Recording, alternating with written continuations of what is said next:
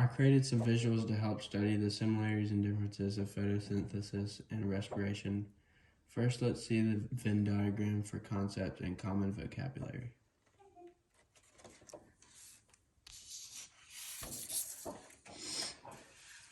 Okay, now the diagram for photosynthesis. You see this occurs in the chloroplast organelle. Light provides energy and so does water, which creates light reactions within the chloroplast, within the thylakoid membrane and the stroma.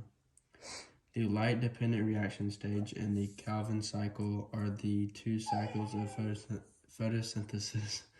The light-dependent stage happens in the thylakoid membrane, uses the light energy to make ATP and NADPH.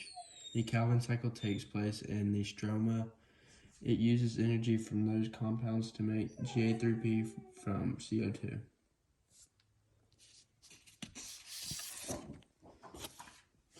Last we have cellular respiration. Cellular respiration is a complicated metabolic pathway of energy.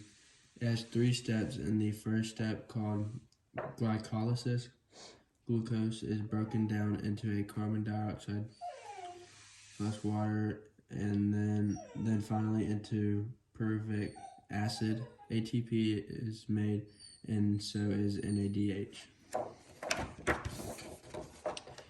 Step 2 is the Krebs cycle. It's also called the citric acid cycle.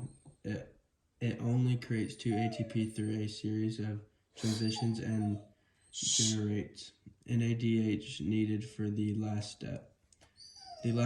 The last cycle is ETP, which stands for electrons transports chain. The electrons from the NADH are pulled by enzymes in the mitochondria and used to power a process to turn ADP to ATP. Oxygen is required for this step and creates water and CO2.